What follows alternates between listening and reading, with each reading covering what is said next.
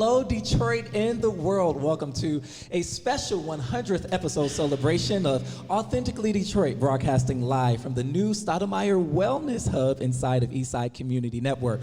Authentically Detroit is powered by Eastside Community Network and sponsored by the Ford Foundation, a content partner to bridgedetroit.com. I'm Orlando Bailey. And I'm Donna Givens-Davidson. Thank you so much for tuning in and supporting our efforts to build a platform of authentic voices for real people on the east side of Detroit.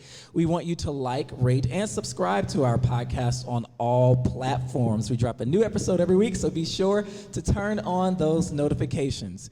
Today, we are happy to bring to you the long-awaited District 4 City Council candidate debate.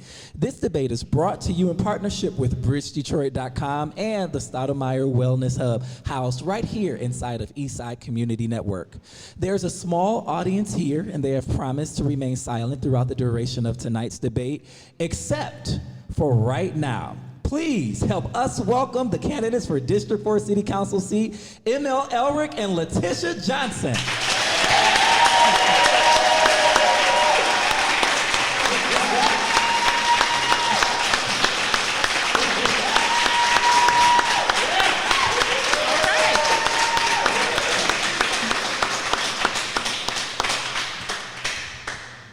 The parameters for tonight's debate are simple. Each candidate will have the opportunity to give 2-minute opening remarks uninterrupted. We will direct questions to candidates and they will have 90 seconds to respond. We will allow for 30-second rebuttals if a candidate makes a claim at another candidate if time permits. Each candidate will be allowed 2 minutes for closing remarks. All right, tonight's debate will cover the following topics: American Rescue Plan, financial allocations, recreation, environmental sustainability, city services, planning and development, and public safety.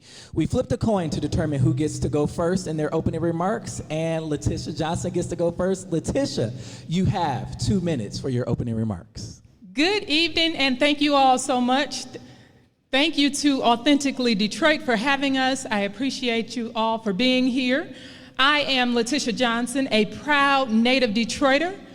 Grew up on the east side of Detroit and have been here since I was 8 years old. I'm a graduate of Kettering High School in 1993, went on to the University of Michigan to receive a finance degree. I have worked in corporate America in finance. I've also worked to bring jobs, secure jobs in Detroit by negotiating multi-million-dollar contracts for the hospitality and tourism industry. For the last 14 years, I've been a very active neighbor in the community. For the last 7 years, I have been volunteering on a full-time basis to start and run a nonprofit community development corporation where I work to address the needs of the people. My goal and focus is to continue doing that work, but on a greater scale, making sure that we address the water infrastructure issues, making sure that we take a look at quality, affordable housing throughout the district, making sure that I am accountable to all of District 4 residents, and making sure that we can reduce crime together. I continue to be here fighting on the ground and look forward to working with all of you as we work to move our communities forward throughout District 4. Thank you. Thank you so much, Latisha. ML Elrick, your opening remarks. You have 2 minutes. Sure. First of all, thank you very much for having us, Orlando and Donna.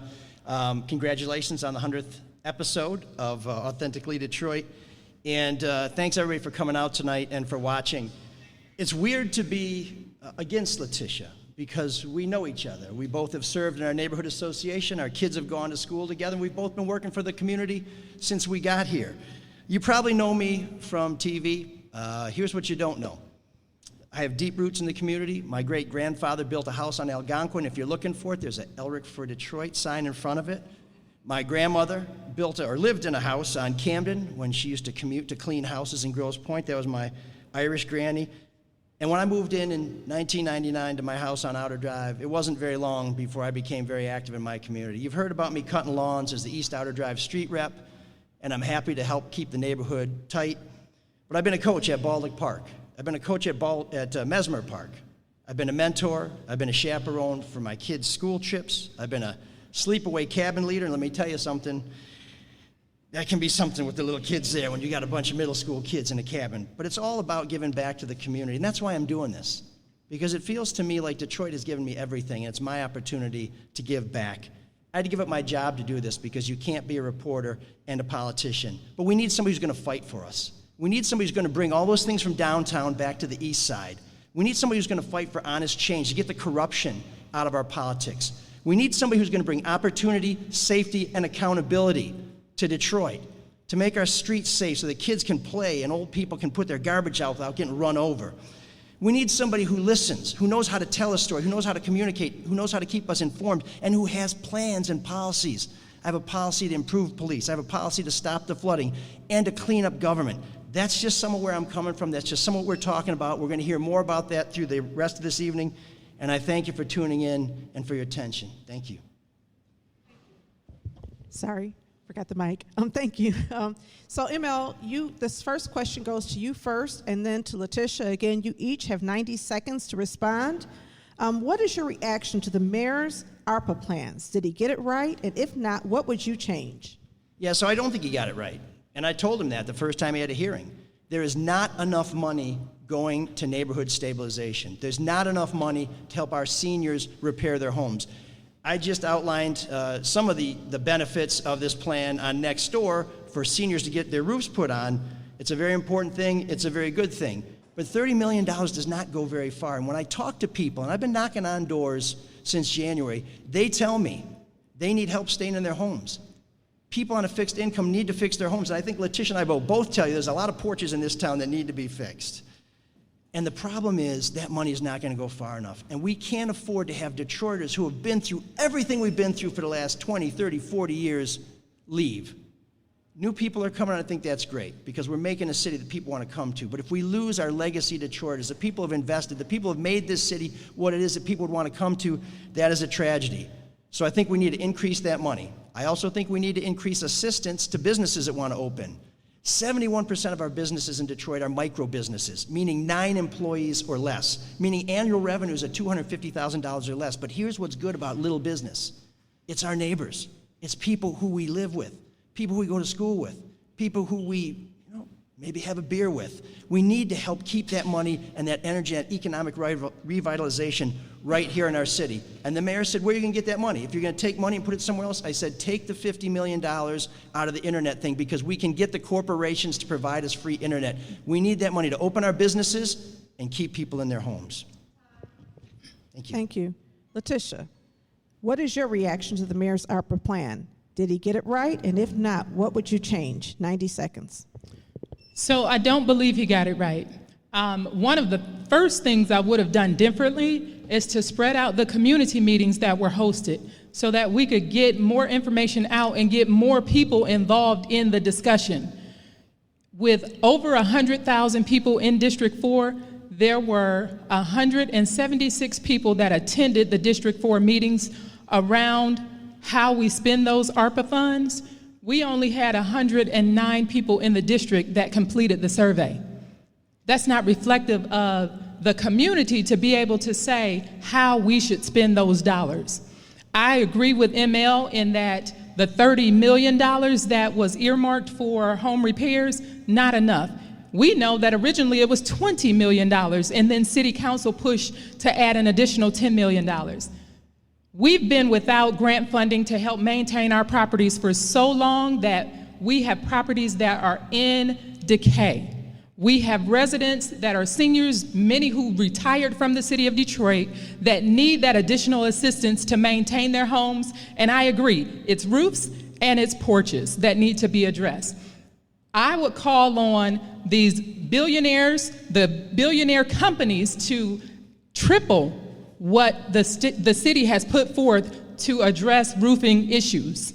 So I definitely believe that we should have at least $100 million to address roofing and porches. Thank you so much, Latisha. My next question for you, Latisha, is have you gauged resident priorities on ARPA spending in your engagements in District 4? If so, what are you learning? So most people know that I attend a lot of community meetings throughout the district. The overwhelming conversation that's been had around the ARPA funds are addressing home repairs. Addressing home repairs because it's been so long that since we've had funding, and making sure that residents can remain in our houses. Many of our houses are 100 years old. It's very costly. Wayne State University did a study that talked about how much it costs to maintain our homes, and that's extremely important. We have to stop the bleed. We have to make sure that we stop tearing down houses and that we work to retain houses so that we can improve public safety, because the way you improve public safety is you make sure that we have occupied housing. It's time out for demolishing structures. It's time to improve stabilization within our communities, and we do that first and foremost with housing. Thank you, Latisha. Emil, the same question is for you. Have you gauged resident priorities on ARPA spending in your engagements in District 4? And if so, what are you learning? Absolutely. I've knocked on 2,000 doors, and there's almost one voice that's crying out, clean up the neighborhoods, stop the speeding. There's not enough money going into more and better police. So we have people who can stop the speeding, who can be community police officers, who can be people who know us so that we don't have to rely on technology like green light and shot spotter and all these things that you put money into because you don't put money into human beings. No speed hump, and I support speed humps because I've been on outer drive and I'm sick of the speeding myself. But no speed hump can watch out for a kid or know whether somebody's fallen on their porch or whether the door's been kicked open. But the other thing is blight. There's not enough money in here to, first of all, get people in houses and rehab. And I was on Lang on Friday. 4 of the people I met on one block were not there 4 years ago. They moved into homes. They're beautiful homes. You could not tell those homes from homes where people have been there for 20 or 30 years. We need to help people get in these homes, get the money to renovate them, and then we need to get rid of the blight. Now, how do you do that? There's some homes that just can't be saved. Those got to come down now. My campaign, I'm telling you this as an unemployed dude who has no clout in City Hall, can't put anybody in the paper, can't put anybody on TV. We got a house torn down for Ms. Taylor, who's here tonight, just because I know how to get things done in City Hall. That's one house for an unemployed guy. You put me on City Council with 1 of 9 votes, we'll get all the bad houses down, and the good ones will bring families back to the city. Okay. ML, how do you plan to increase transparency at City Hall in spending of taxpayer dollars in city government? So, you know, as a former reporter, I've had a little problem with transparency in City Hall, and I've gotten some information that didn't come through proper channels because the channels aren't proper. They don't work right. Let me tell you how I personally will increase transparency. If you're asking for a city record and you request it from my office, you're going to get it. I'm not going to make you file a FOIA. I'm not going to make you wait 3 weeks. I'm not going to make you hire a lawyer. I'm not going to run you around till you get tired to give up. Now, I am going to redact some information like somebody's social security number or some things that might expose somebody's privacy or put them at risk, but I will be the transparency councilman. I've been chasing bad guys out of City Hall who weren't transparent. I walked the walk, and if you want to get a city record that I can get my hands on, I'm going to do it. And when I talk to people about budgets, and we talk about the law department budget, and they say we got 1 or 2 lawyers who are working on FOIAs and freedom of information requests, the city acts like your access to documents is something they do whenever they got spare time, whenever they can spare a lawyer who's not good at winning lawsuits. It should be a priority. Your access, your right to the documents that tell people what's happening with our government, that is not the last thing on my list of things to do. It's pretty near the first. All right, thank you. Latisha, how do you plan to increase transparency at City Hall in spending of taxpayer dollars in city government? So before I answer that question, can we do a little rebuttal on the last response? Yeah, you got 30 seconds. Okay, all right, thank you.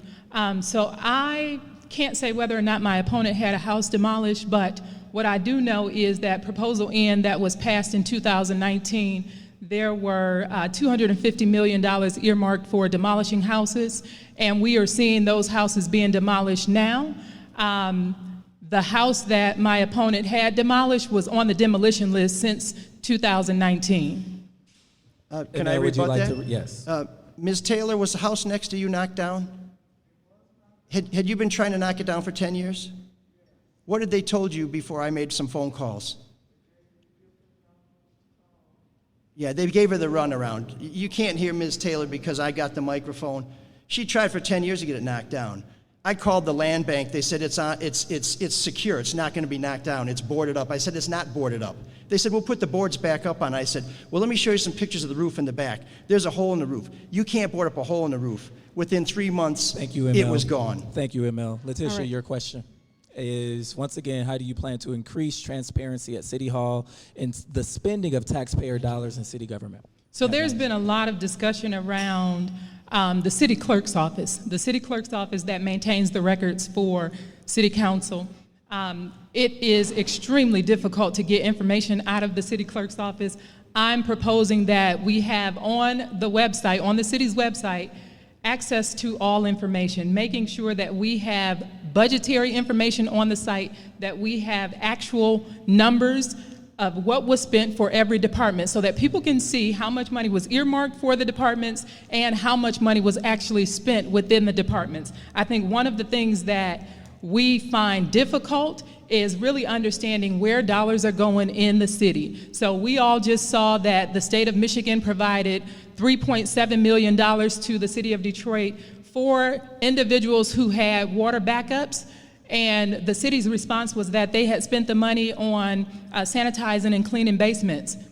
The city was already doing that work before those dollars were earmarked by the state. So we need to make sure that that $3.7 million went to what the city said it went for, but also making sure that the state gets a report back from the city on where they spent those dollars, because those dollars were specifically earmarked for residents who had backups in their basement.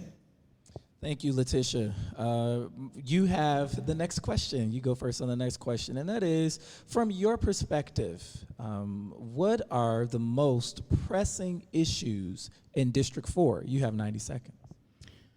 So one of the pressing issues I see is quality affordable homes. Making sure that Detroiters in particular have access to home ownership, making sure that Detroiters can afford to maintain their properties. And so within that, jobs. We need jobs within our neighborhoods that people can easily access, because we know transportation is an issue for a number of our residents. Making sure that residents have access to good quality food. So many people throughout District 4 cannot walk to a grocery store. They can't bike to a grocery store. So I think it's important to make sure that we have farms within our community, that we can grow crops within our community and provide that to residents within the neighborhoods. I also think it's extremely important that we have recreational centers. Recreational centers so we can keep our young people off of the streets and give them access to programming that helps them to become productive citizens. That's one thing that we can do to help reduce crime. If we just provide positive programming for our young people, if we provide mental health resources for people that have mental health illnesses, there are a number of things that we need to do, and it's really all about addressing the needs of the people. Thank you, Letitia. ML, same question for you. From your perspective, what are the most pressing issues in District 4? You got 90 seconds. Sure, I'm going to say it all night. Opportunity, safety, and accountability. We need to have neighborhoods where we can work, shop, dine, and play within walking distance of our homes. When I got my first job at Johnson's Milk Depot on Mack in 1983, all those storefronts were full. When I worked at the Sherwin-Williams at Kensington and East Warren when I was in high school, all those storefronts were full. We all shopped down the street. We all worked in the neighborhood, and we could go to bars and restaurants on either side. So we have to have that. Now, why don't we have that? Because we don't have somebody fighting for us. For too long, we've had somebody going downtown, and the only money brought back to the east side was a paycheck and a city car. I want to stop the free city cars for city council members. Hopefully, we can talk about that in a little while. But let me tell you something. I'm a veteran union negotiator. Whenever a deal comes before my council office, if you want something for downtown, for the west side, for Midtown, for Corktown, you got to give me something. This is how it works. Something for you, something for me. But me is you. It's us. It's bringing something back to the east side. I want to see downtown flourish. I want to see all our neighborhoods flourish. But we can't keep voting for projects for other neighborhoods and not bringing anything back for us. Vote for me, and that's going to change. Okay. Latisha, ML, from your perspective, a large section of the Connor Greenway was closed and given to FCA Stellantis, replacing a berm and green vegetation with a wall.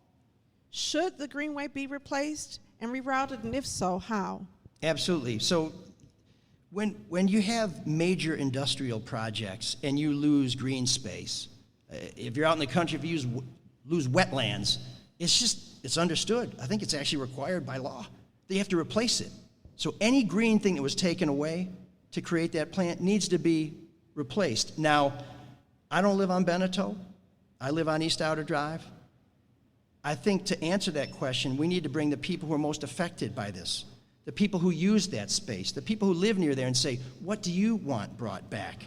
But there's no way you can take away green space and replace it with gray space, with concrete. Part of my plan to stop the flooding is to turn our vacant lots into rain gardens, like the one at Hampton, Southampton, and Newport.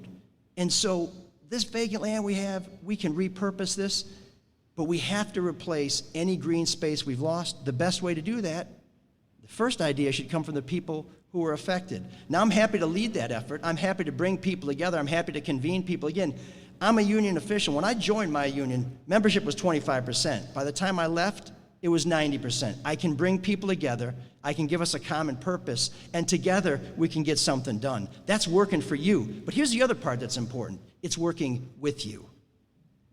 Right.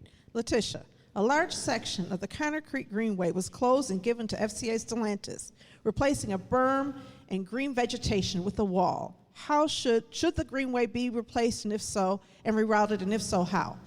Absolutely, the Greenway should be replaced and rerouted, because right now, as it's been indicated, this brick wall, it's not doing a lot. It's not doing a lot. We know we've seen odor violations as a result of the paint shop at FCA. We need to put in some green infrastructure. I am familiar with the $800,000 that Stellantis FCA is bringing into the community to be able to replace it and reroute it. I think it's extremely important to make sure that the voice of the community is heard as we look to address how you do that. And so I think, that's what we have to do. We have to listen to residents in the community, as I've done over the last 14 years, and help to elevate their voices, help to make sure that how they see living, working, and playing in their community comes to fruition. Thank you, Latisha. Our next question is for you. Detroit was hit hard back in June of 2021 with flooding, but residents in District 4 have been holding their breath every time it rains since about 2014, especially in neighborhoods like Jefferson Chalmers. So how do you plan to address flooding in District 4? Please be specific, and how will you pay for it? So my plan has always been multifaceted. So one of the things I think we need to do is make sure that our sewer lines are cleaned out. Because the city has neglected vacuuming out the sewer lines for so many years, it's reduced capacity because we have a lot of gunk that's built up within those lines. We need to make sure that there are no collapsed lines, and that the city is addressing that, so putting a camera through the system and identifying where there are collapsed lines. The city has already started doing that, and putting a liner within the collapsed lines to make sure that everything is flowing properly.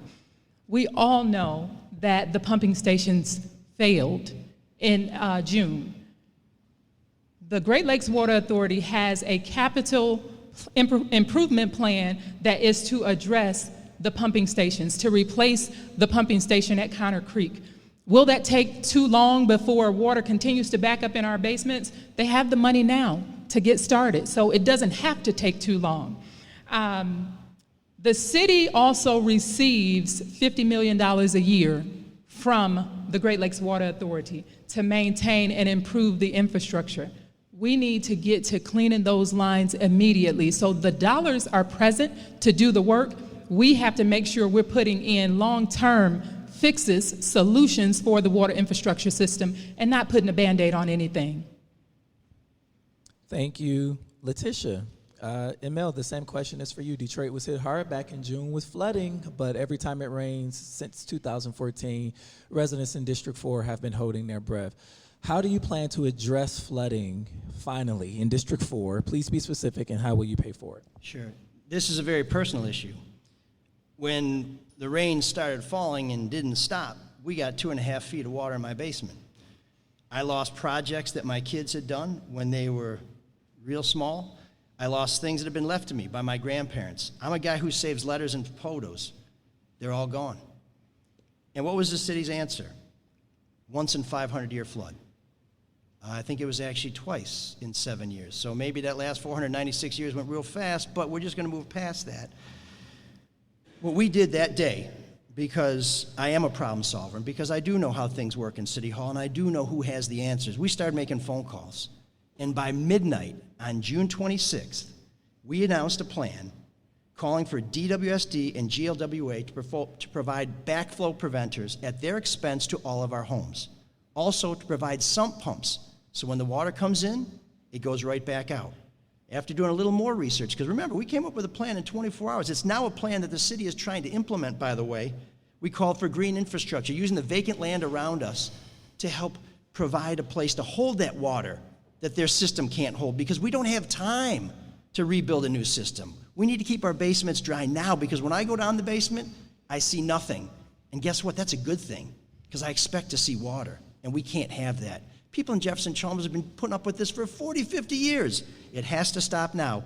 We have a plan, and I've been going to DWSD, GLWA meetings every week to make sure that they know we're fed up.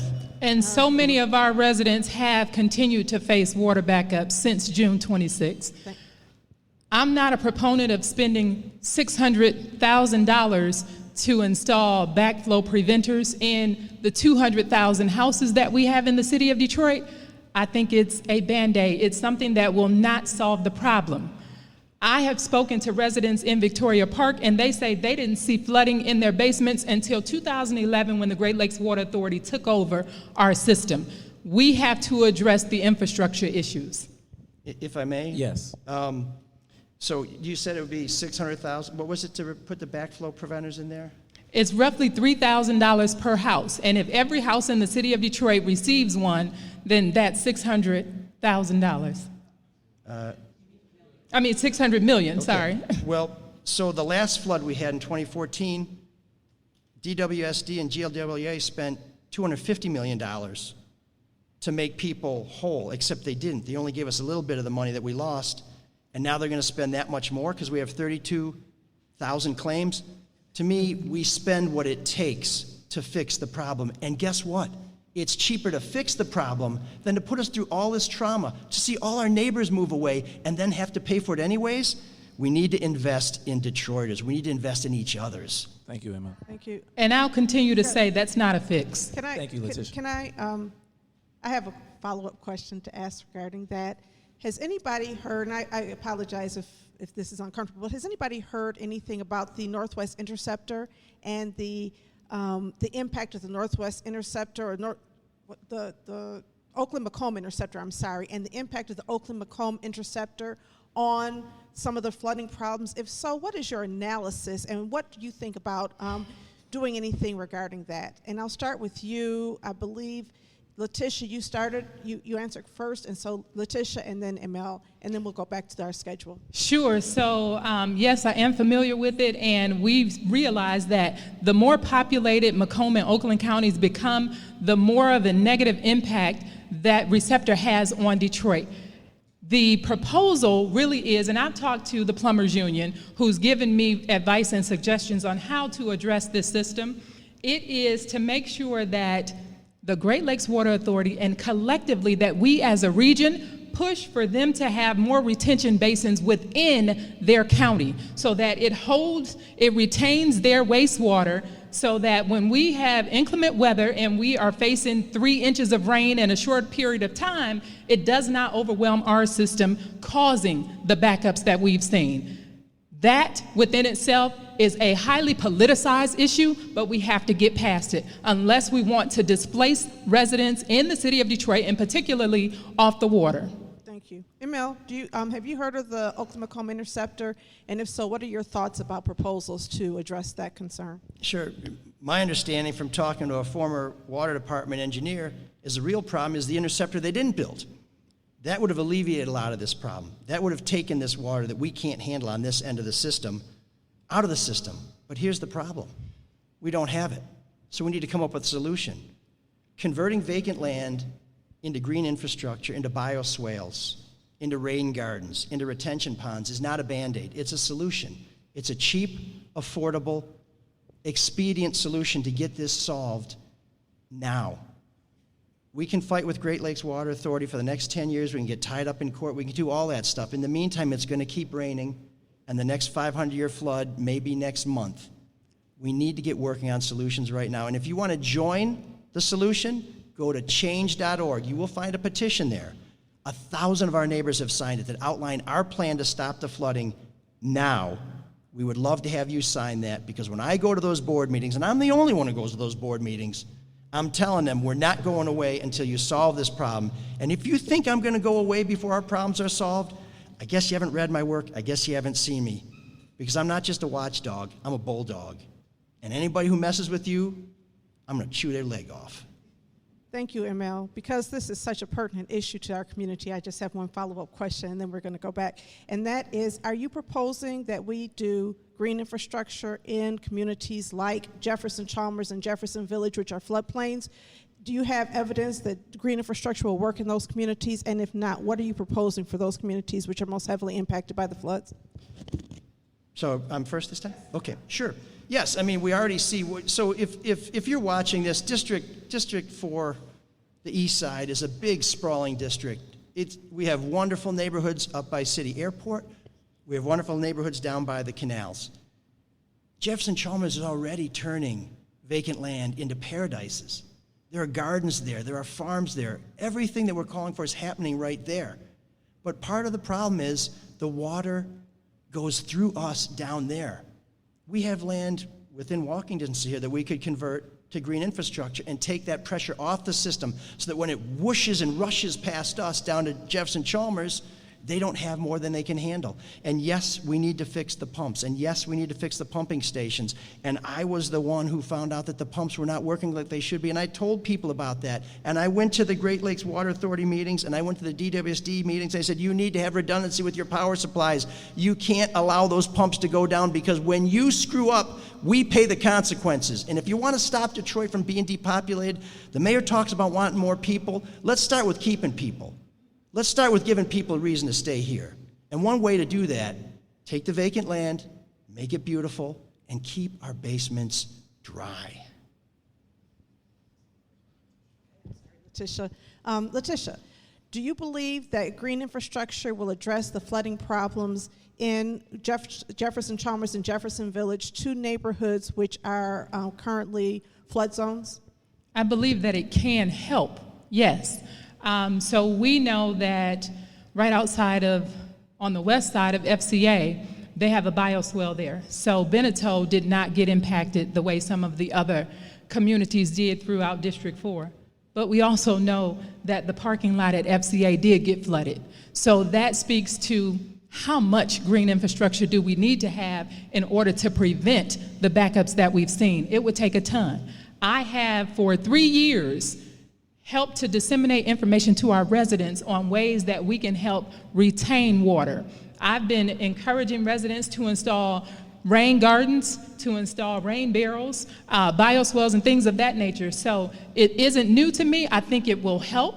But of course, we need to make sure we address the actual infrastructure. And as we have this inclement weather, the bioswales, the rain barrels, the rain gardens, those things can help take water out of the system and keep it from our basements. But we also want to make sure that we are not oversaturating our soil and seeing trees and things topple over. So it's a complex situation, but there are multiple things that need to be done in order to prevent the situations from continuing to occur.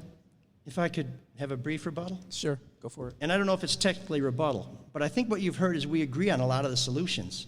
And so I invite you to join me at those board meetings to call on these folks who are not acting fast enough Let's get them going. I'm looking forward to being the council person and pushing them to do it. So we'll agree. We'll work together then. Well, I'm not waiting. I'm doing it now. But I'm not waiting either.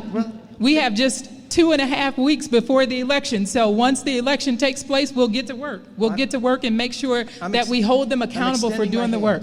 I'm extending my Absolutely. hand. Okay. Absolutely. All right. Donna, you have the next question number 7. How do you balance environmental justice with jobs when evaluating corporate expansions like Stellantis and Crown Enterprises? And Mel, you have the first response. I'm feeling a little waterlogged. Let me get back onto dry ground. First of all, we know we need jobs. Coleman Young was right when he said there's not much in Detroit that can't be solved with a good job. But here's the problem. A good job at the cost of our health, that's not a solution. That's a sacrifice. And we can't sacrifice our neighbors for economic gain. We can't say that, you know what, your life just isn't worth as much as my life because you live closer to the plant and I live further away. So we need to have all these things evaluated. And before we sign off on these plans, we need to make sure that we understand what the impact is.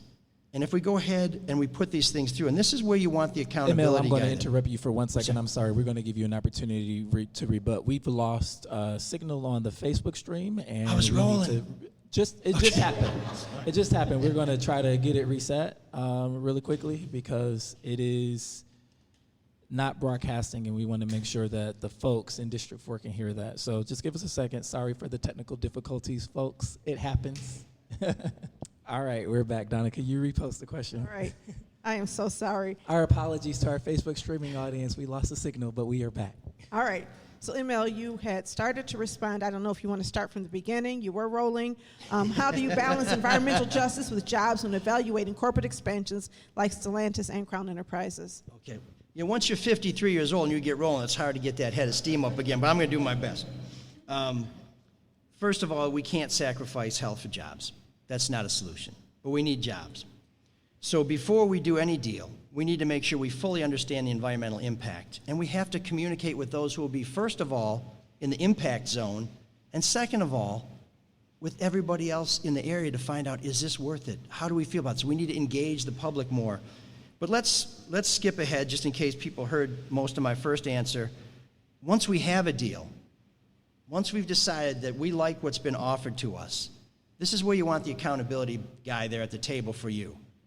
Because I'm the guy who makes sure you keep a deal. As a union official, when my bosses welched on a deal, I called them back to the table. We took a job action. We said, you don't get to make a deal with us in good faith and then break the deal because we kept our own part of it. People in Detroit know about the clawback. We found out the hard way when the city went bankrupt. They said, we're going to claw back some of the benefits that you were promised. The same thing has to happen to developers and people who tell us they're going to keep our neighborhoods safe. If you do not keep your promise, we are going to claw back. And I got some sharp claws. And we're going to make sure you, first of all, undo the damage you did. And second of all, make sure you offer us something to make up for your duplicity. If that's internships for our young people, if that's adopting a park, we can come up with a solution. But if you break a deal, I'm going to be right there on your doorstep. And you know it because you've seen me there. All right. Latisha, how do you balance environmental justice with jobs when evaluating corporate expansions like Stellantis and Crown Enterprises? So we agree. We can't sacrifice our residents' health for jobs.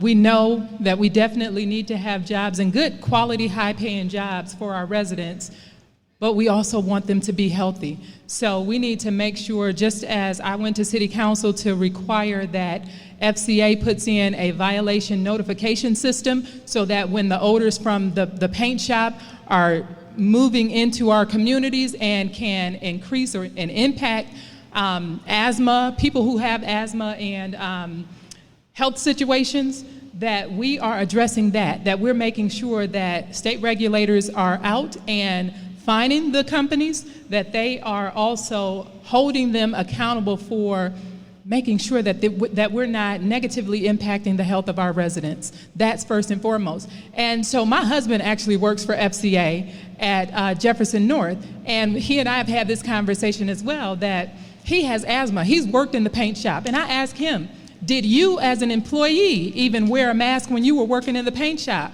He said no. So we need to make sure that our residents that are working within these establishments are also being taken care of, and that we have good, healthy workplace environments. Thank you so much, Latisha. Our next question is for you, starting with you.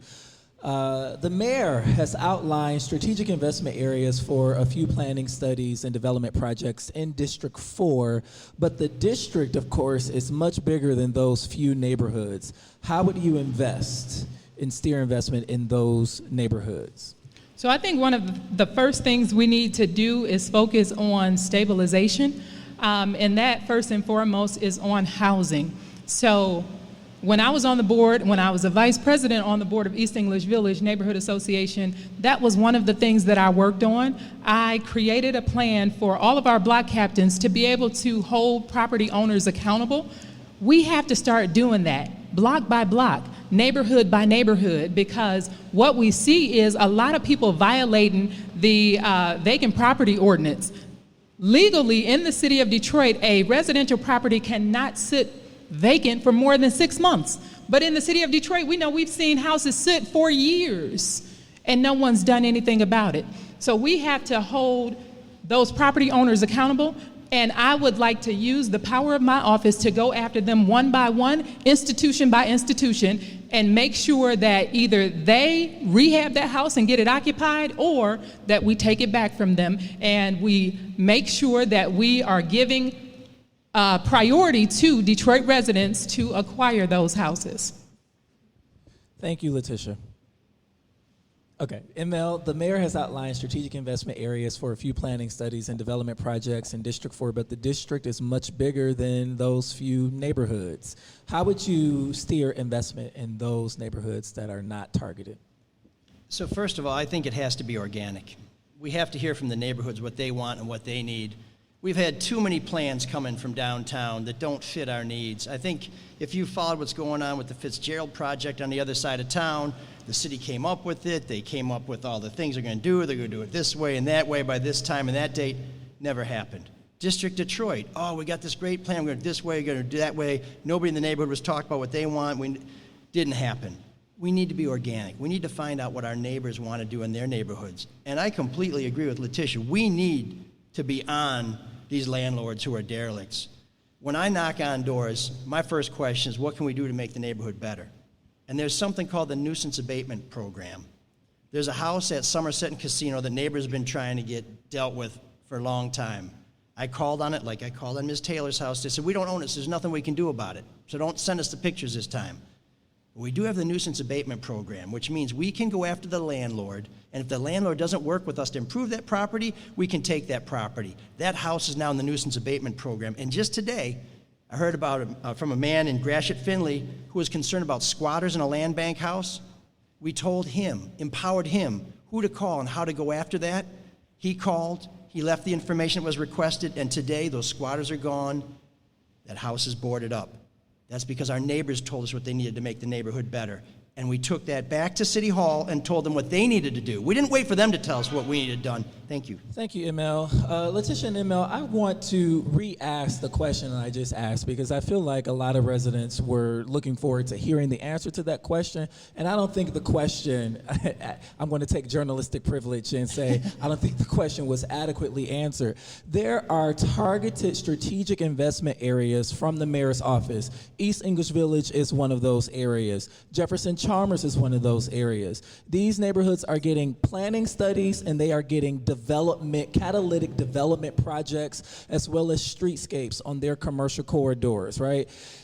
District 4 is bigger than East English Village and Morningside and Cornerstone and Jefferson Chalmers. For the residents that reside outside of those targeted neighborhoods, how are you advocating for resources and investment and planning to take place in those neighborhoods? Latisha, I'm going to give you 90 seconds. So I've sat down and met with Reggie Smith, who's here, and he owns a business on Whittier.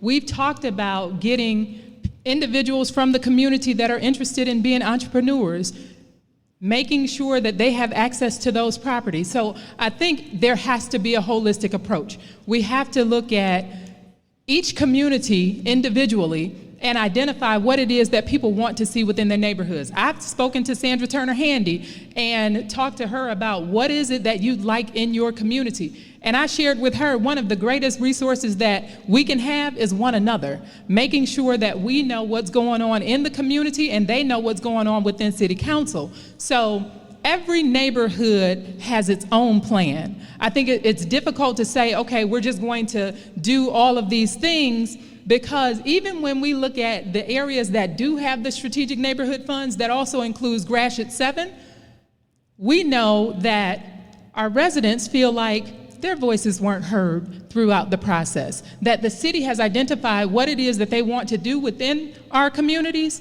and that they are choosing what they'd like to do. So I think it's important to make sure we know what residents are asking to have done within their respective area, and then we devote resources to address those issues.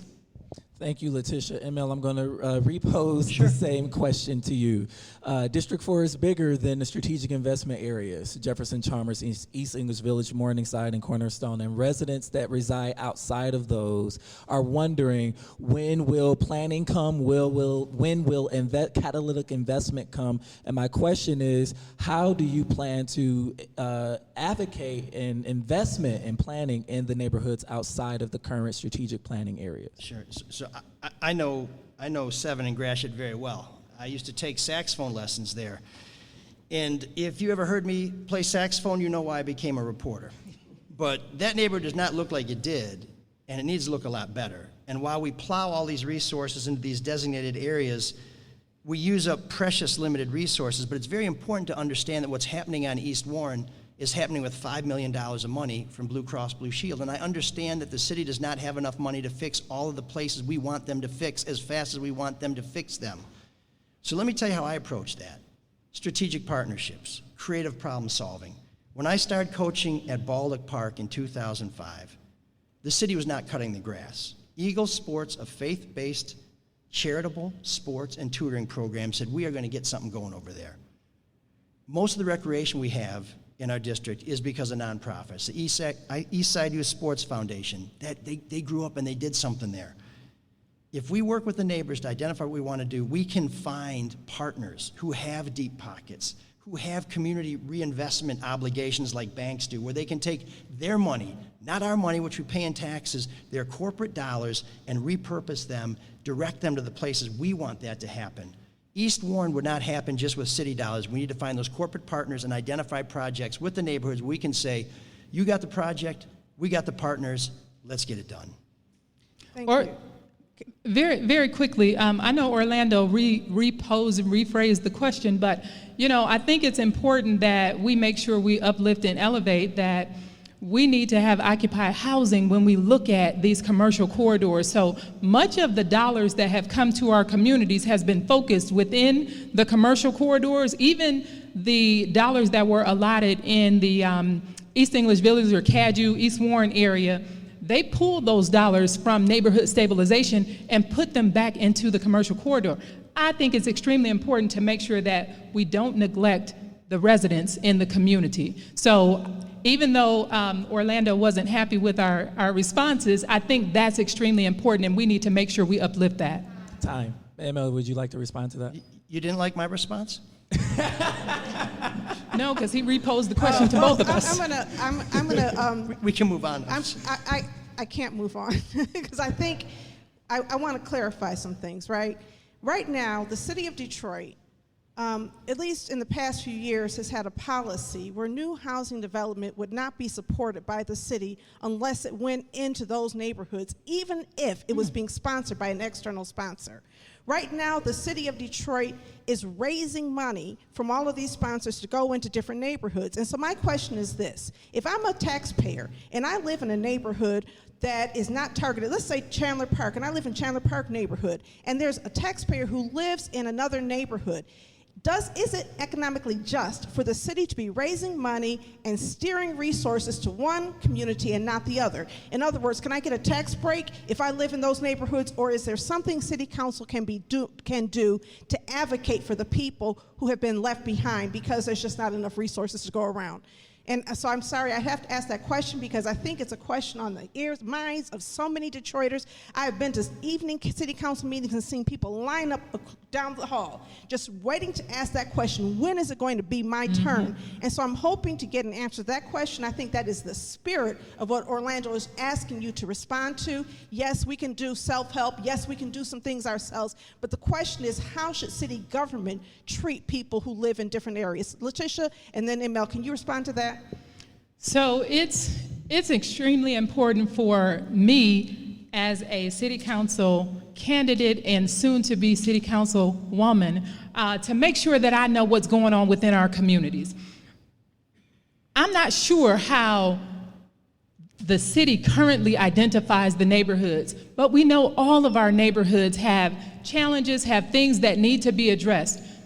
As a 14-year community advocate, I have been elevating the voice of the people. I will continue to do that and bring resources. Quite honestly, I believe that because of my work in the nonprofit sector, that I'll be able to bring some philanthropic dollars directly into our community that bypass City Hall. That there will be people that I've already developed relationships with who will come to me and say, hey, Latisha, we know you're closely connected to the communities in District 4. We have dollars to be able to put into various areas within our communities. I think that's one of the values that I have with the experience and background that I have to be able to identify and uplift the voice of the residents throughout the district and make sure that I'm not only sharing those conversations with the philanthropic community, but also making sure that the mayor knows what's going on in District 4 and that we can make sure that every neighborhood throughout District 4 and throughout this city has a plan.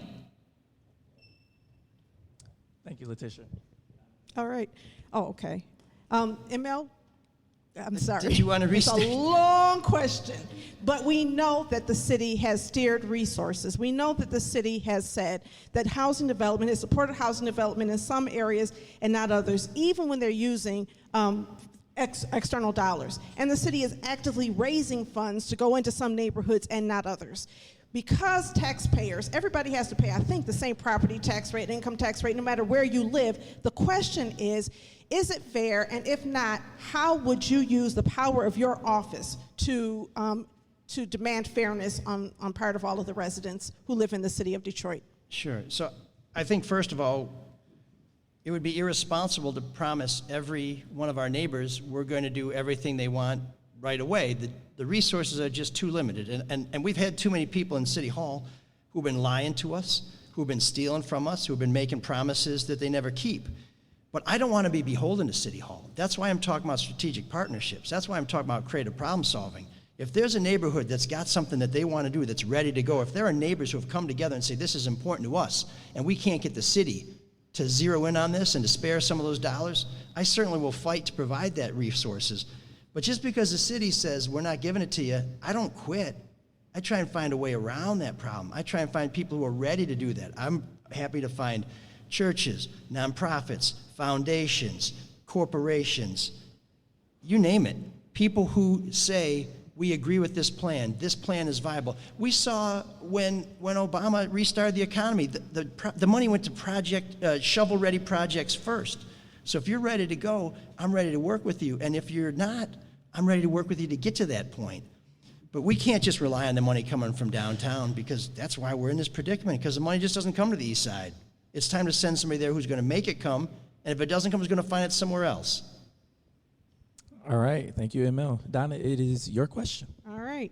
Can you react to the way, ML, thank you for that. Can you react to the way the streets are being redesigned on Jefferson and even on Connor, as well as the inclusion of bike lanes on most commercial corridors? Do you like it, or what would you change? So I guess my question is, I don't mean to be a smart aleck, but what is the plan? I mean, they do this, they do that, then they do that, and they tell us this is great, and then they replace it with something else, and they say that was bad, and this is going to be better. I was like, but I thought that was great, but now it's bad.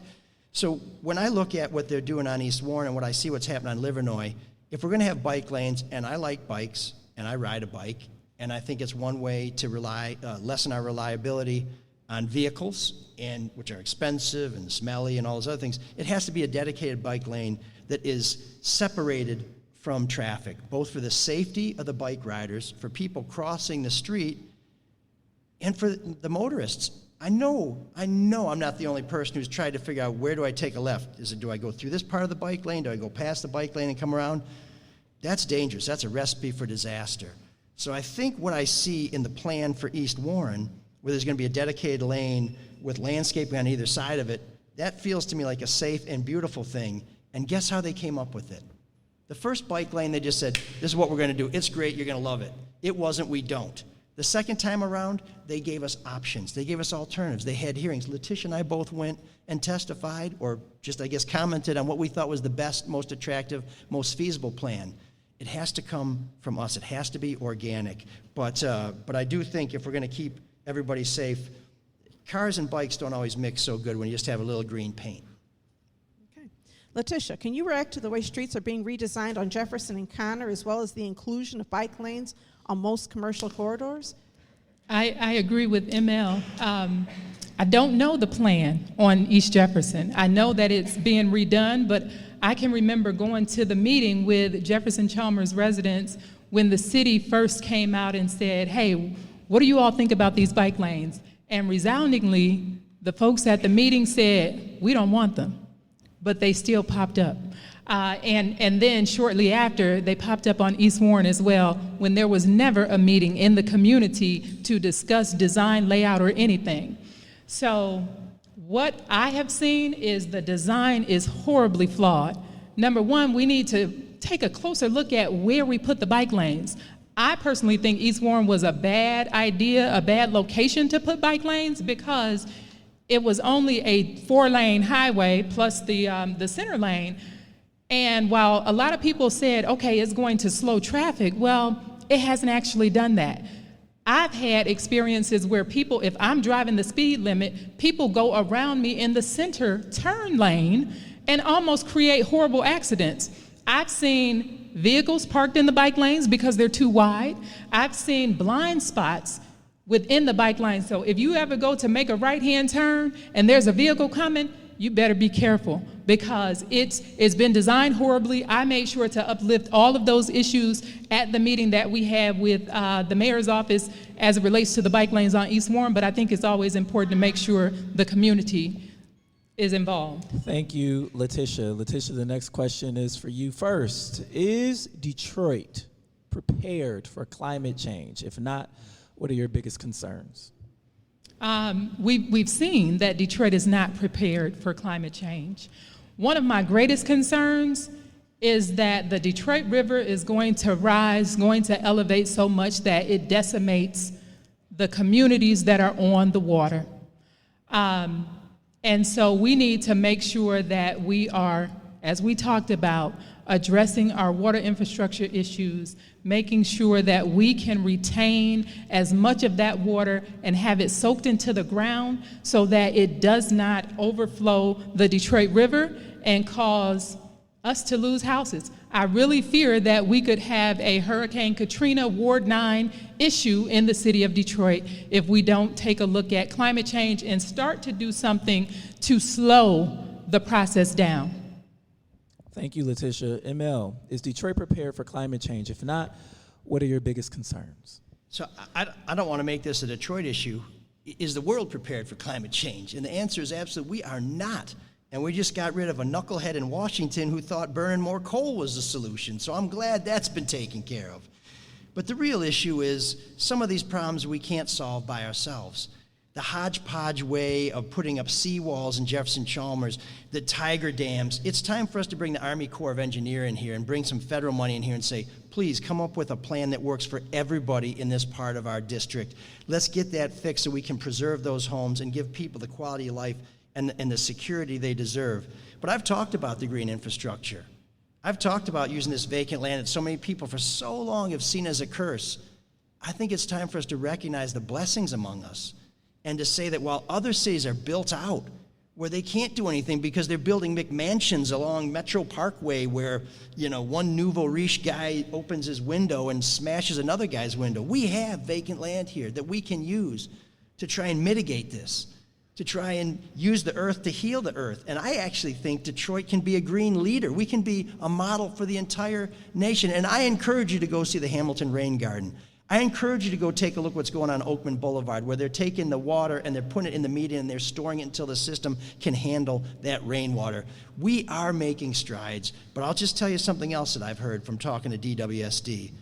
If we're going to get this green infrastructure installed, they need somebody on council who will vote for it. It's not a Band-Aid. I'll vote for it. Thank you, ML. I want to ask a follow-up question around environmental sustainability. Both of you cited, the stormwater and how that can devastate our city. But temps are also rising. I mean, I think we hit 80 degrees just this week. And with high temps, we know that puts especially our seniors who are immobile at risk, heat island effects for neighborhoods that don't have trees. Can you talk a little bit about what you would do not only to address flooding, but rising temperatures that continue to happen and become more normal in our society? ML, we'll start with you. Sure. So we all know that one of the benefits of trees, other than being beautiful, is that they absorb carbon, that they eat this up. And my house was built in 1929. It is not air conditioned. And most of the homes that we visit when we walk and talk to our neighbors, they're not air conditioned either. And so what we need to do is bring the temperature down. Now that's nothing where we can flip a switch. And that house on Algonquin that my great-grandfather built just before the Depression has a big, beautiful tree in front of it. But a lot of our neighborhoods don't have that green infrastructure, that planting that can absorb that. You know, we have to start now. If there's a solution that would lower the temperature tomorrow, I'm not aware of it. But the electrifying mojo used to say, if this journey of 1,000 miles is supposed to start, we got to start with a step. So let's take a step and let's start planting things. Let's use our vacant land. And when we do things like redo the streets along East Warren, let's make sure that we're making room for trees and things that will grow and that will take the temperature down, because that concrete, that's like sitting on a griddle. Thank you, Emil. Latisha, the same question for you. We're having longer summers, and temps are rising, and the disparate effects of the heat island effect and not enough tree coverage to provide shade. Do you have a plan, or do you have any points of advocacy where you can help bring down the temps in Detroit? Where I can help bring down the temperatures. So I do like the idea of planting trees. I think we also have to be mindful of creating resilience centers throughout our communities to be able to provide some relief to our residents, because within that we also see that we're using a lot of electricity and we're having more power outages. And so I think it's important that we, really start to implement alternative energy sources, using solar energy, and making sure that we have those resiliency centers that can accommodate our residents who cannot afford to have cooling centers or air-conditioned houses. And so it's extremely important just to make sure that we have access to refrigeration when we lose power, for people that have medical conditions, who have insulin or things of that nature that have to be refrigerated. One of the other things I think we also have to be mindful of is how many homes that are actually being used as grow operations and pulling that electricity. So we need to make sure that we have infrastructure that is put in place to be able to accommodate us so we don't continue to lose electricity as well. All right. All right, thank you. So, Emil, this question is for you. Mayor Duggan has announced a $30 million home repair program. Is that enough money? And if not, what amount of money would you recommend? No, $1 billion. But $1 billion isn't realistic. So we're going to have to work within the $426 million I think he is not using to help balance the budget. $30 million, the city's already acknowledged it's only going to fix 1,500 roofs. And we have thousands of roofs. I think we all know that the blue tarp is the unofficial roof of the city of Detroit. We got to get rid of those blue tarps, because the reason why is if you can't have your roof secured, you can't get a loan to fix the rest of your house, because the banks know if the water gets through the roof, the house gets destroyed and their equity is gone. So what we need to do is we need to take some more of that ARPA money and we need to repurpose that and put it into home repairs. We absolutely have to do the steps, we have to do the roofs, we have to do everything in between. More energy efficient windows, we need to insulate homes. And there are some things that we can do. There are in Jefferson Chalmers. There's solar arrays that have been put out there. They've been put out there by nonprofits that are providing power to people in Jefferson Chalmers. I have solar panels on my house that help reduce our energy bill. So the truth is there's not just one simple solution. We have to work with nonprofits, foundations, charities, and corporations who are willing to be a part of the solution. I know it sounds like the same answer over and over again, but truly, the solution to solving our problems is for all of us to work together and also to bring in new blood and new resources because, quite simply, the city does not have the money to do what needs to be done. Latisha, is there Mayor Duggan has announced a $30 million home repair program. Is that enough money? And if not, what would you recommend? It is not enough money. And my initial thought and proposal was that they were going to at least earmark $100 million for the home repair program. And then we saw $20 million, and then City Council pushed it to $30 million. But I'm saying $100 million consistently so that we realize that we have to continue to provide resources to our residents to be able to address these issues so that we don't continue demolishing houses. When we look at $30 million, we're talking about 1,500 to 2,000 houses that are going to be addressed, and we have 200,000 houses within the city. I know all of them are not in disrepair and in need of a roof, but a fair percentage of them are. The other thing is that when people have leaky roofs, they cannot get grant funding through Wayne Metro to be able to address some of the other issues that they have within their homes. So the roof is first, I think the porch is second, and then we start to do work in the interior of these houses to make sure that people have the ability to maintain these 100-year-old houses. Thank you. I have a follow-up question to that. On June 26th, we had the flooding, and we had a lot of people who lost furnaces, hot water tanks, and whose water problems in the homes, there's black mold in the homes. Do you think that FEMA, DWSD, GLEWA, and SERV, State Emergency Relief Funds, did enough to address those problems? And if so, how would that impact your perspective on spending for home repair? And I'll start with you, Latisha, and then Emil. So absolutely not. They have not done enough. We're still waiting to hear from DWSD and GLEWA as to whether or not they're going to provide some resources to residents who were impacted. The city said they went through and sanitized and cleaned basements with the additional $3.7 million that came from the state. But I know that there are residents who reached out to me because we did a robocall saying if you are a senior or disabled and you need some assistance cleaning out your basement, to give us a call. And we spent time off the campaign trail to help 66 residents throughout District 4. There are still people who are waiting for a call from the city to help clean out and sanitize their basements. I still continue to hear people say, we have heavy items in our basement that haven't been removed. We know the city didn't do enough.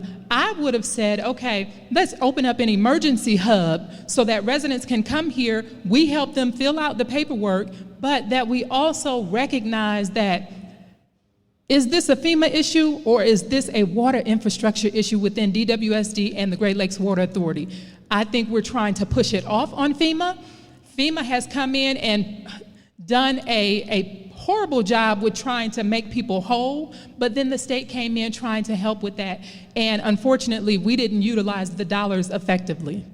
All right, Emil, this is for you. After June 26th, after the floods, June 25th and 26th, a lot of people lost hot water tanks, furnaces, they have black mold in their homes, the water hasn't been cleaned up, and has GLEWA, FEMA, Alphabet soup. Alphabet soup. Have they done enough? And if so, how does that impact your thoughts on spending those home repair dollars? Sure. So I've been concerned about how FEMA is treating all of us since this happened, and that's why we have distributed thousands of flyers since June to people telling them how to get their claims into DWSD, how to get them into Great Lakes Water Authority, how to get them into FEMA, and not just telling people where to go, who to call, where to find them online, but what to do when they say no. Because what we found is that you can be denied sometimes 3 times before you get some grant money from FEMA. We found that if they offer you too little money, you can appeal. Now, many of our neighbors feel like, well, if I got money and I appeal it and I lose the appeal, they'll take the money back. They won't. So what we've done is what I've always done as a union negotiator. I never take the first offer, and I always ask for more. And we have people coming up to us saying, do you have any more of those green sheets? And we kept updating them. We've got them on our website, ml4detroit.com, because we're trying to help people get that money from FEMA, because you're absolutely right. FEMA, at a minimum, should provide you with enough money to replace your furnace and your hot water heater. And they even told us they'd replace our drywall and some other stuff. Well, they sure didn't, and so we're appealing that. But in terms of home repair, we need to get people's homes secured and warm for the winter, because it's coming. And I see I'm almost out of time, but whether we use home repair money or not, we need to find a way to help people who are disabled, seniors, or unable to move those heavy items out of their basement, get them out of there. Tucson Knight and his boys did a lot of that work. I applaud them, and I applaud Latisha and her supporters for doing that. Thank you, ML. The next question, Latisha, you have first go at it. And we're in the home stretch, ladies and gentlemen. We only have about 4 questions left. The next question, Latisha, is there an affordable housing crisis in District 4? If so, what would you propose to make housing more affordable? I think there is a affordable housing crisis in the city. I think we have seen a lot of our communities gentrified more recently, where property values have just skyrocketed and made it very difficult for a lot of people to purchase a home. There was a house on Alta Road that a gentleman just sold for $126,000 right across the street from Skateland. And so I think, when we look at that, some people say that's great, property values are going up. It is great, but when you think about the Detroiter who averages $23,000, $26,000 a year in income, it makes it challenging for them. It makes it extremely challenging for so many Detroiters to purchase a house. I think we need to right-size the auctions and the houses that we sell through the Detroit Land Bank Authority, and make sure that we stop allowing speculators to be involved in the auctioning process by doing what the federal government does when they sell houses, giving owner-occupants a 2-week priority so that they're not bidding against investors who have access to greater capital, making sure that Detroiters, owner-occupants are competing with owner-occupants, because they are likely going to pay a reasonable amount for the house, knowing that they still have to put in a decent amount of money to repair these homes. And I have a follow-up, because this is something that we get all the time at Authentically Detroit for the both of you. Reports from the Detroit News and other sources reported, I think it was a couple years ago in 2019, that Detroiters were overassessed in their homes by $600 million, catapulting the tax foreclosure crisis in the city of Detroit. And Detroiters want their money. They want their money back. How do you propose redress for residents affected by that $600 million, perhaps more, over taxation in the city of Detroit? Latisha, we'll start with you, and we'll go to ML right after. I didn't get to answer the last question. Oh, I'm sorry. I was going to give it to you. Sorry. Go I'll for it. I'll do it very quickly. We have a problem nationally. Yeah. And it's because of the mortgage crisis, because all the greedy banks who came in here and tried to make people deals that they couldn't keep, and shame on them. But the first part of it is stopping what I call the Detroit land gank, which is where we have all these properties that have value that aren't for sale and that aren't made available to Detroiters first. So to me, the Detroit Land Bank should serve Detroiters first and make those homes available to people who live in the city. And I know you got a big question, so I'll leave it at that. But if you want to get to the overassessment, I can either start with that if you want. I'm sorry about that. My That's okay. apologies for that. But I would defer to you to answer the question first, and then we can go back to Latisha if you want to. Sure. So I was on the phone just last week with the professor from Kent College of Law in Chicago who did the study that the Detroit News relied on to determine that there was $600 million in overassessment. Now, Latisha and I live in East English Village, and we've been told they can't even tell how much they overassessed us. So we're not just candidates who want to solve this, we're victims too. So first of all, I think we need to figure out exactly what happened and how much we're owed. Second of all, I think we need to find a graduated way to make people whole. First of all, to spread what you're owed over time so that we don't bankrupt the city again. But in talking to this professor, the thing that concerned me the most was she said, and she studied this for years, she said the best we can come up with is to help the people who were most affected. In other words, if you got screwed the hardest, we'll try and help you, but everybody else, life's tough. And her solution was to take $100 million from the Ford Foundation and George Soros and some other people, and I said, I'm happy to take $100 million. It doesn't have to come from Detroit taxpayers, because if we're using our own money to pay ourselves back, that doesn't feel like somebody's taking care of us.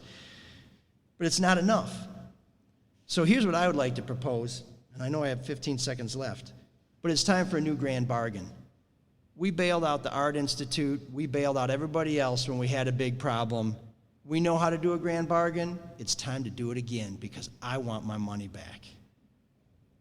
Latisha, the same follow-up question for you. Detroiters overassessed by upwards of $600 million. Do you have any plans for redress? So unfortunately, the assessor's office is responsible for all of that, right? The assessor's office says that the city only retained 23% of those dollars. So the city is only responsible for giving back 23%. I don't agree with that. I don't agree with that, because the assessor's office is the one who identifies how much our property taxes should be. Whether or not they're disseminated to the DIA, to the schools, or whomever, the city should be held accountable. So how about we take some of the American Rescue Plan dollars and help to address this issue? There are people that lost their property because they were overtaxed, and then their home was taken from them because they didn't rightfully owe those tax dollars. That within itself has stripped so many African Americans of home ownership and the ability to build generational wealth that we should all be disgraced by this. We should all be trying to identify a solution to get these families back in the city of Detroit and get them a house. And because we have so many houses that are sitting in the land bank's inventory that are just sitting and rotting, we need to figure out a solution where we provide them with a house and some dollars to rehab that house so we can bring them back into the city of Detroit. Great, thank you. ML, what is your vision for public safety in District 4? Sure. First of all, I've lived on East Outer Drive for 22 years, and one of the things that I'm so grateful for is that I haven't lost a child or a pet to all these people driving like maniacs down East Outer Drive. And when I launched this campaign, we knew opportunity would be important. We knew safety would be important. And accountability, of course. You know what I do with accountability. You cheat the people of Detroit, I'm going to try and make you explain why you think that's right. But as I talk to a lot of my neighbors, speed humps, speed humps, speed humps. It's unbelievable how many people want speed humps. So we support installation of speed humps throughout the city. But as I said earlier, speed humps, they don't know your kids. They don't know whether your door is supposed to be open in the middle of the afternoon, and that speed hump is not going to call for an ambulance if you trip and fall. We need more police, and we need better police. We need police who are trained to be guardians and not warriors, who need to understand that they're part of the police force, peace officers, and not soldiers. And I've been pushed around by the cops, and in the end I was told it was my fault. I still never figured that one out. But we need to improve the training, the pay, and the benefits so we have the best officers we can have. And we've got to stop the suburbs from stealing our cops. We have police forces from the suburbs who are waiting at the academy graduation to take those officers that we paid to train. That's just not right. And if you want to get trained by us, you have to make a commitment of 3 to 5 years so you get to know us. You return that investment we've made in you. I see my time is up, but if we train you, you work for us. Latisha. Let the suburbs get their own. Thank you. Latisha, what is your vision for public safety in District 4? So as we said, we live in East English Village, and I know that our neighborhood police officer lived just around the corner from me. So I was so saddened when he retired because the way he policed was completely different from other neighborhood police officers because he was from the community. He understood the fabric of the community. He knew that when somebody called him, to address an issue, he knew whether or not it was an issue for the greater community or there was just somebody complaining about a resident. So he addressed it maybe differently than most police officers would. I would love to support more residents from our community policing our community. I think one of the ways that we can help do that is to help reduce crime, because I have an 18-year-old son, and today would I say to him, you should become a Detroit police officer? No, not with the crime rates that we have, that we've continued to have over the years. So we need to make sure that we create job creation programs so that we employ more people to keep them from criminal activity.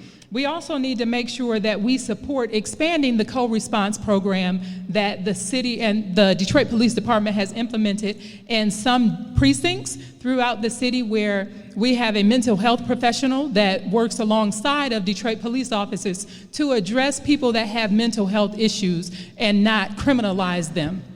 If I may for just a minute? Yes. It's not a rebuttal so much as an acknowledgement. I'd like to acknowledge Jim Broxton, former Detroit police officer, retired. When residency was lifted, he could have left. He never left. We all know the best thing is to have a cop in your neighborhood. So, Jim, don't go. Thank you. Go ahead, Donna. Sorry, I picked up my phone instead. I think I'm talking on the phone. Anyway, Latisha. Are we boring you, Donna? No, not at all. I just forgot which microphone I was supposed to be using.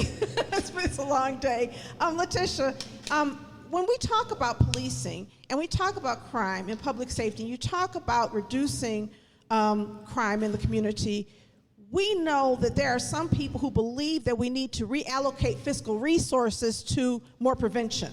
And so the question I have for both of you around that is, how do you do that? Latisha first, and then ML, please answer that question. So we implement various programs. So right now, when you look at the Detroit Police Department's budget, they continually have a surplus because there are 204 vacancies within the department. We can utilize those resources to implement different types of training, making sure that police officers have cultural sensitivity training, expanding the Explorer program that the police department has, where they engage young people and interact with young people to make sure that we work with people to keep them on the straight and narrow. As I indicated, the co-response program, not criminalizing people that have mental health illnesses, but working with them to address those issues.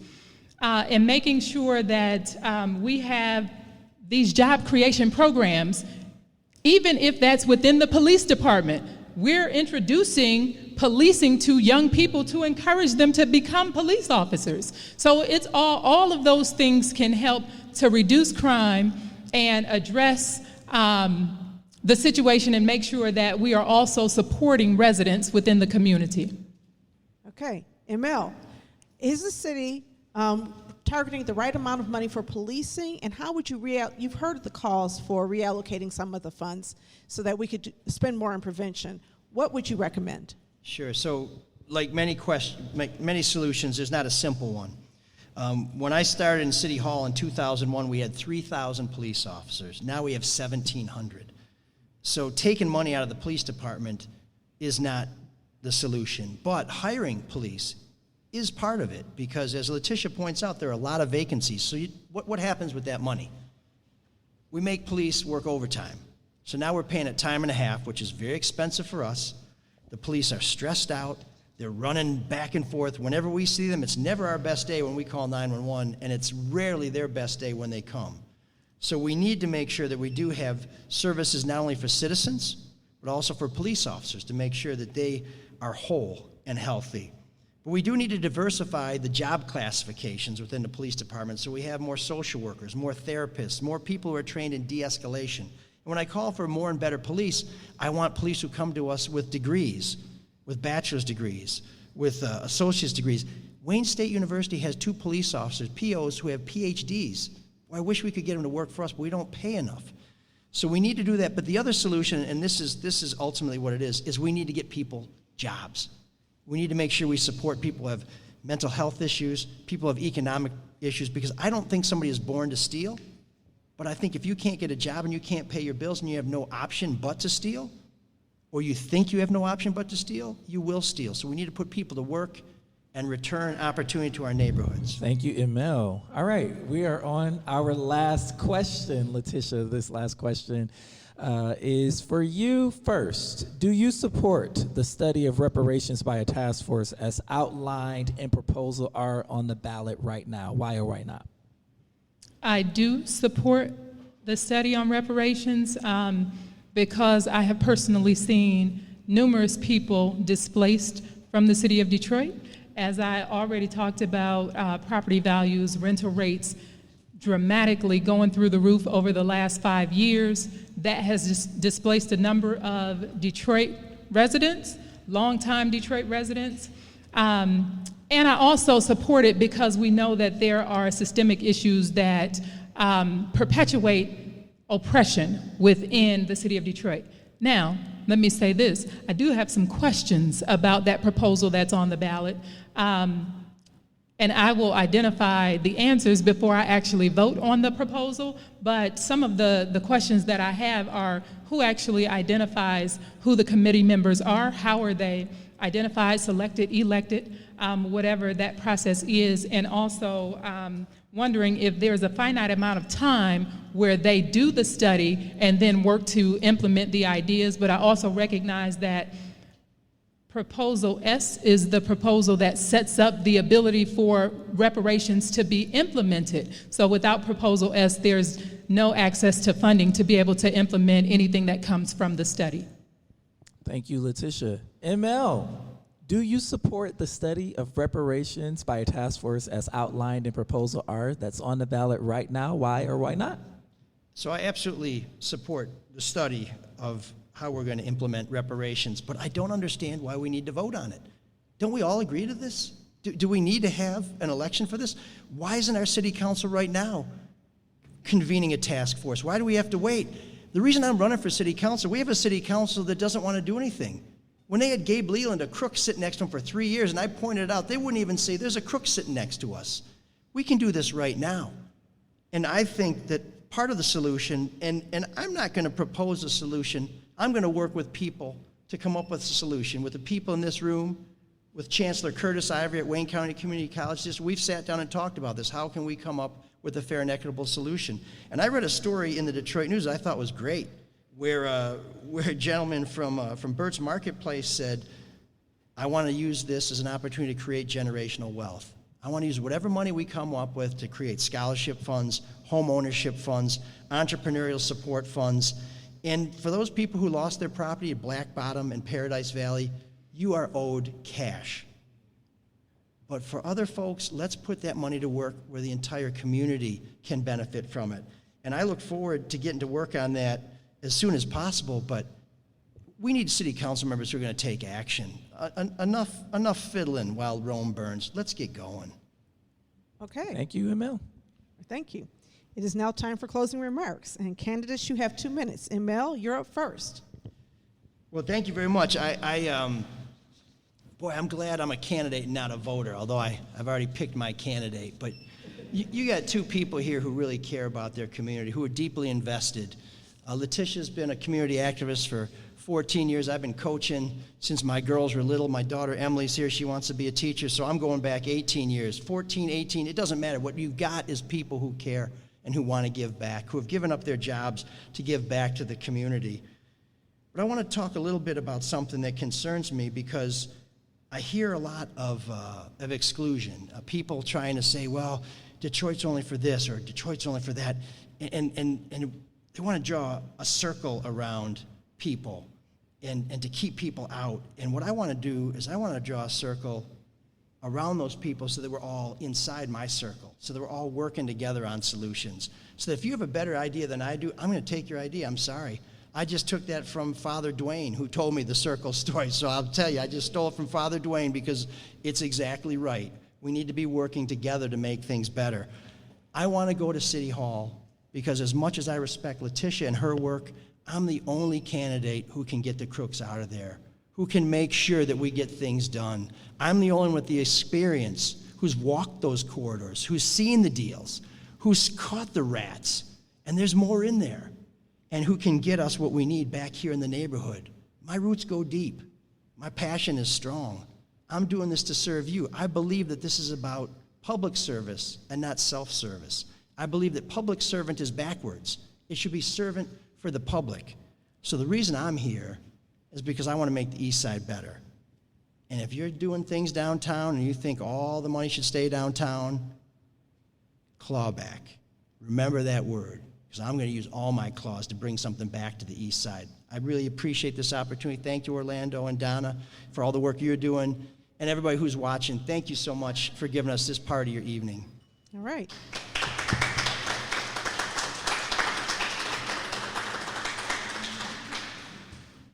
Latisha, your closing remarks, please. To Authentically Detroit, to everyone who's here in the audience, to everyone watching on Facebook, thank you all so much for your time and attention. So when you look at the two remaining candidates, a lot of times we sound similar. I think one of the things that we have to look at is the work that has been done. I stand and talk about the 14-year commitment that I have given to this community, that I continue to give to this community because I have an amazing husband who helps to take care of the household. For the last 7 years, I've been fighting on the ground as a full-time, committed, passionate volunteer and making sure that I can answer the call of our residents. When we look at what's happening in City Hall, we need to make sure we send somebody to City Council who has empathy for our residents, who's going to make sure that City Council members work for the voters, first and foremost. We have the Inspector General's office, the Auditor General's office, the Board of Ethics, and the Ombudsman who can work to root out corruption, who can work to make sure that our City Council members are held accountable for everything that is being done. I will be and have been accountable to my neighbors, to residents throughout District 4 in various volunteer efforts that I have taken on. I've served on the Board of Zoning Appeals, making sure that your voice is always elevated when we decided which businesses would open up within our communities. I will continue to do that. I will work with everybody within our communities because I know it takes for all of us to come together in order for us to move our communities forward. I have always represented the voice of the community. Residents within East English Village, residents within East Canfield Village, residents in College Park. We will all come together, work together, and create a phenomenal District 4 because I look forward to supporting the work that you all have been doing and the work that we will do collectively. Thank you.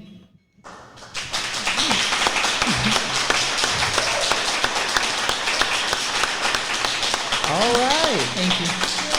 That is going to wrap up. Wow. That is going to wrap up this District 4 City Council candidate debate. Can we give a round of applause for both of the candidates one more time?